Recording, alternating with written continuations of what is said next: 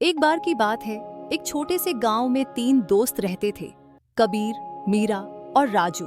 ये तीनों हर रोज नए रोमांच की तलाश में निकल जाते थे। एक दिन उन्हें गांव की पुरानी हवेली के बारे में पता चला। लोग कहते थे कि वहां एक छुपी हुई जादुई किताब है जो सिर्फ दिलेर बच्चों को मिलती है। यह बात सुनकर तीनों का दिल मचल गया और उन्होंने फैसला किया कि वे हवेली के रहस्य को खोजने जाएंगे। अगली सुबह जब सूरज निकल रहा था, तीनों अपने बैग पैक करके हवेली की ओर रवाना हो गए। हवेली पुरानी और भूतिया सी लग रही थी, लेकिन तीनों दोस्त बिल्कुल भी नहीं डरे। मीरा ने कहा, हमें बस थोड़ा सा हौसला चाहिए और ये किताब हमारी हो सकती है। हवेली के अंदर दाखिल होते ही अंधेरा था और सिर्फ उनकी टॉर्च की रोशनी थी जो रास्ते को रोशन कर रही थी। हर कदम पर पुराने लकड़ी के दरवाजों से चिटखने की आवाज आ रही थी, लेकिन तीनों ने अपना हौसला नहीं खोया। रास्ते में उन्हें एक पुरानी पेंटिंग दिखाई दी। पेंटिंग में एक बूढ़ा आदमी था जो उन्हें घूर रहा था। ये पेंटिंग अजीब लग रही है, राजू बोला। कुछ तो गड़बड़ है। मीरा पेंटिंग के पास गई और उसे अपने हाथ से छू लिया।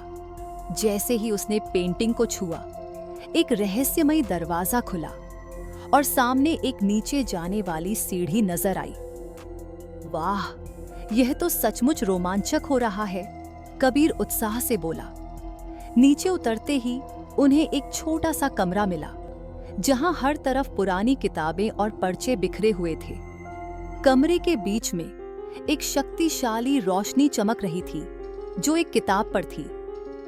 यह जरूर वही जादुई किताब होगी, राजू बोला और उस किताब की तरफ दौड़ा।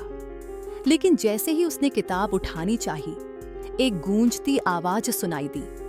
सिर्फ सबसे दिलेर को यह किताब मिल सकती है, मगर एक सवाल का जवाब दो। तीनों ने होश संभाल लिया। क्या सवाल है? मीरा ने हिम्मत करके पूछा।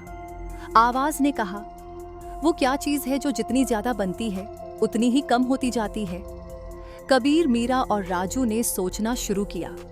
यह एक मुश्किल सवाल था। फिर अचानक कबीर मुस्कुराया और बोला, वक्त जितना गुजरता है उतना कम हो जाता है।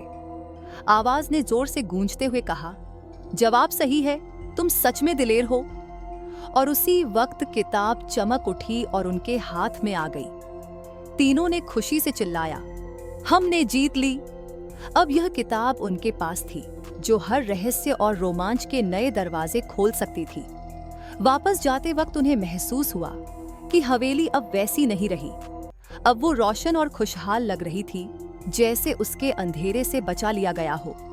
और इस तरह तीनों दोस्तों ने एक और रोमांचक सफर जीता।